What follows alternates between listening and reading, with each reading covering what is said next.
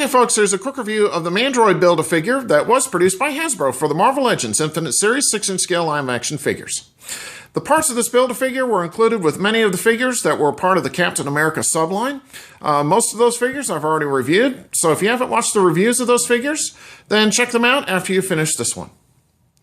Okay, assembling this figure, it was pretty straightforward, and I didn't have any problems putting it together.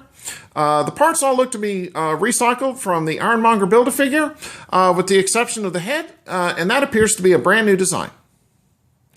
The articulation joints moved nicely on this figure. Mandroid has articulation in the shoulders, the elbows, the wrists, the diaphragm, the waist, the hips, the knees, and the ankles. The head can turn left and right, but it has very little up and down movement. The shoulders rotate and move in and out. The knees are double jointed. The ankles, they move up and down, and there is an ankle pivot joint as well. The elbow and hip articulation, it does appear to be a bit restricted due to the newer sculpted armor pieces on his arms.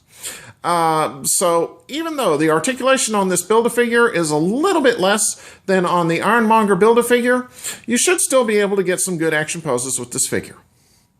Now, one thing that I do want to address on this Build-A-Figure is the head articulation.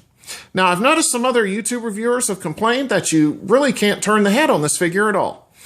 And what I discovered when I was putting this figure together is not to press the head onto the neck joint fully. So now I can easily turn Mandroid's head left and right, and personally, I think it displays a little bit better like this. The paint apps on the figure, they were well done with no appreciable errors to speak of. So let me pause here, zoom in, and I'm going to give you a closer look as to what Mandroid looks like.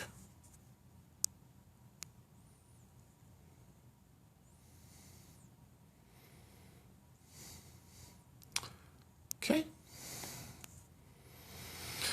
All right, Mandroid did have one accessory, so let me take a break here, and I'm going to show you what that looks like.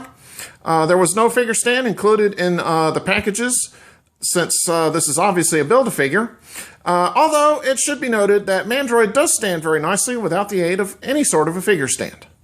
However, there are peg holes in his feet, so if you want to use a figure stand with this figure, you'll be able to do so. Okay, here is the lone accessory for Mandroid, his shoulder cannon. Now, if you watched my previous review on the Black Widow, then you know that this was included with her in addition to Mandroid's torso. And this particular accessory, it plugs into a peg hole located near Mandroid's right shoulder. Okay, what I'm going to do now is a quick 360 of Mandroid for you and let you see what he looks like from all sides. So here he is from the front. Here is Mandroid from the left-hand side. Here is Mandroid from the rear. Okay, here is Mandroid from the right-hand side. And finally, here is Mandroid once again, facing forward. And as a treat for everybody, I decided to close out the review with the shoulder cannon in place. So overall, I have to say this figure is interesting. The Mandroid figure does have good articulation, and it does stand pretty well without the aid of a figure stand. The paint apps on the figure, they were done well too. About the only gripe that I do have is the elbow articulation being a little bit restricted.